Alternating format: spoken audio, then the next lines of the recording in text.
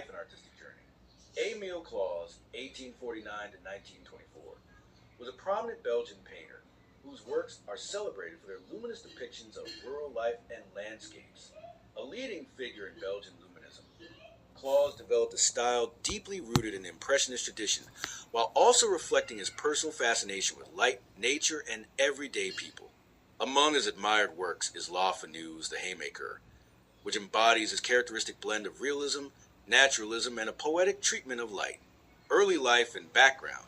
Emile Claus was born on September 27, 1849 in Sint-Ovid, a small village near Weregem in West Flanders, Belgium. He was the 11th of 13 children in a modest family. His father was a grocer and innkeeper. From an early age, Claus showed an affinity for drawing, often sketching scenes of the countryside and the people around him. However, his parents initially opposed the idea of a career in art, considering it impractical for someone of his social standing. Despite these obstacles, Claus's passion for art could not be suppressed. After some persuasion, he was allowed to pursue formal training. In 1869, he enrolled at the Royal Academy of Fine Arts in Antwerp, where he studied under notable artists such as Nicaise de Keyser and Jules Joseph van Biesbroek. His academic training provided him with a solid foundation in traditional painting techniques, particularly in history, painting, and portraiture. Early career in realism. After completing his studies, Claus gradually established himself as a painter. His early works were influenced by realism, depicting rural laborers, peasants, and landscapes with sincerity and accuracy. Like many artists of the 19th century, he was fascinated by the life of simple country people, and he portrayed them with dignity rather than sentimentality. During the 1880s, Claus gained recognition for paintings such as Cows Crossing the List and The Beet Harvest, which emphasized rural labor and nature's rhythms. These works foreshadowed the thematic focus of his career, the Flemish countryside, with its fields, rivers, and working-class communities, transitioned to Impressionism and Luminism. In the 1890s, Claus encountered French Impressionism during his travels to Paris. He was deeply moved by the works of Monet and Renoir, especially their ability to capture fleeting moments of light and atmosphere. Inspired by this discovery, Claus began experimenting with brighter palettes, looser brushstrokes, and an increased focus on the effects of sunlight. It was during this period that Claus developed what became known as Luminism, the Belgian equivalent of Impressionism. Luminism emphasized the vibrant interplay of natural light, often painted outdoors and plein air, with a special attention to water reflections and atmospheric conditions. Claus became the leading exponent of this movement in Belgium.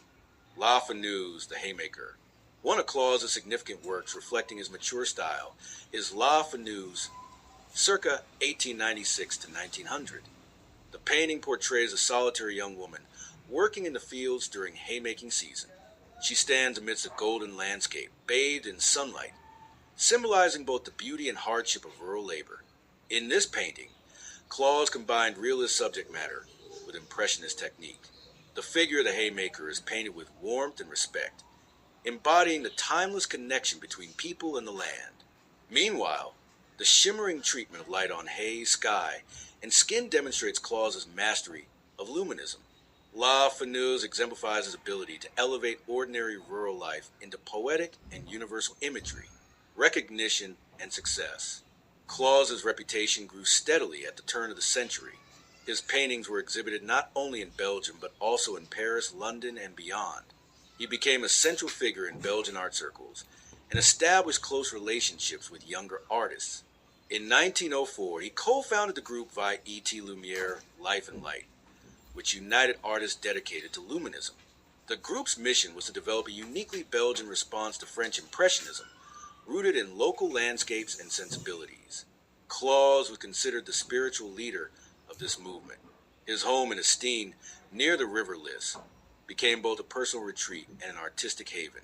From the windows of his villa, Claus painted countless views of the river, gardens, and meadows, capturing the changing moods of the Flemish countryside. Later years and legacy. The outbreak of World War I in 1914 disrupted Claus's life. He fled Belgium and lived in London during the war years, where he continued to paint. Even in exile, he retained his focus on light and pastoral subjects, often depicting the River Thames with the same affection he once reserved for the Lys. After the war, Claus returned to Belgium, where he spent his final years in Esteem. Despite declining health, he remained active as a painter, admired as a master of light and a mentor for younger generations. He passed away on June 14th, 1924, leaving behind a vast body of work that continues to inspire. Artistic importance. Emile Claus occupies a unique place in European art history. His work bridges the gap between realism and impressionism, while also contributing to a distinctly Belgian school of painting. His devotion to the study of light gave Belgian art an international resonance, and his respectful portrayal of rural life preserved a vision of Flemish culture at a time of rapid modernization. La Fanoz remains a quintessential example of his artistry, symbolizing his dual commitment to realism and luminosity. By celebrating the dignity of rural labor and the beauty of natural light, Claus elevated everyday life into timeless art. Conclusion. Emile Claus's life and career reflect the journey of an artist who transformed his humble origins into an international reputation. From his early realist depictions of Flemish peasants to his luminous landscapes infused with impressionist technique, Claus consistently pursued the poetry of light.